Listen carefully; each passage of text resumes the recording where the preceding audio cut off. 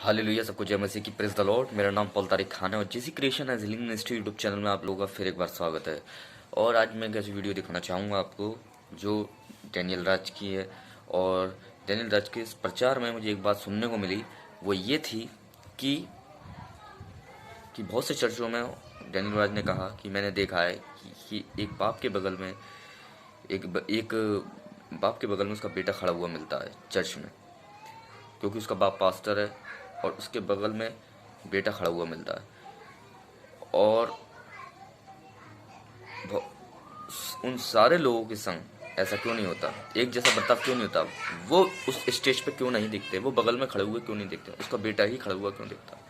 तो ये बात मुझे अच्छी लगी डैनियल राज की, कि जो लोगों ने ये वाली बात की कि जो बाप चर्च का जो पास्टर है वो अपने बेटे को वो आबादी दे रहा है अपनी, वही आबादी उन लोगों को भी देनी चाहिए जो बाकी चर्च के मेंबर्स हैं।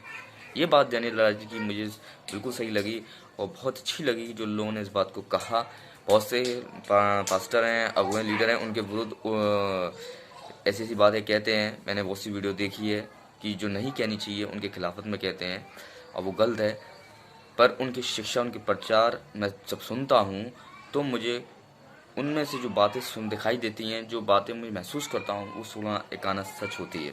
और ये बात भी लोगों ने बिल्कुल सच कही कि जो पास्टर होता है जो चर्च का, वो अपने बेटे को ही वो उपाधि देता है अपनी, पर बाकी लोगों को क्यों नहीं देता। तो ये आप ये वीडियो क्लिप देखिए जो लोगों ने बात कही डैनियल राज ने, देखिए आप। ये जितनी भी बड़ी बड़ी संस्था वाले, मिनिस्ट्री वाले, नाम तो खैर मैं किसी का लेता नहीं हूं, लेकिन आप लोग कहते हैं ना समझदार को इशारा काफी है, तो समझ जाइए, इंटरनेशनल हो या फिर अपने भारत के लोग, अगर बाप बड़ा पास्टर है तो उसका बेटा उसके बगल में मिलेगा आपको। अगर उसका बेटा, बाप मर गया, अगर बेटा है तो फिर उसके बेटे आपके आसपास मिलेंगे, या तो पति पत्नी मिलेंगे। लेकिन मेरा प्रश्न है, बाकी चर्च के लोगों को आप वो जगह क्यों नहीं देते? यीशु को देखिए,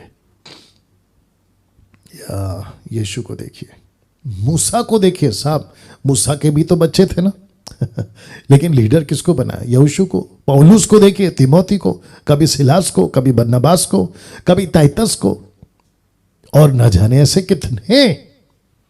तो मुझे नहीं समझ में आता कि बाकी जितने लोग हैं, पहली बात ये लीडर बनाते क्यों नहीं है, और अगर बनाते हैं तो अपने लोगों को ही क्यों बनाते हैं, बाकी लोग को मौका क्यों नहीं देते? और पूरा का पूरा चर्च को आप ऐसे क्यों नहीं देखते कि इस पुरुष और स्त्री और थर्ड जेंडर, इन सब में यह क्षमता है कि ये भी कुछ कर सकते हैं? उस कॉन्सेप्ट के साथ क्यों नहीं आते? जरा इसके ऊपर सोचिएगा, गंभीर विषय है। या बॉसगिरी नहीं चलनी चाहिए मसीहत के अंदर, दादागिरी, बॉसगिरी नहीं चलनी चाहिए।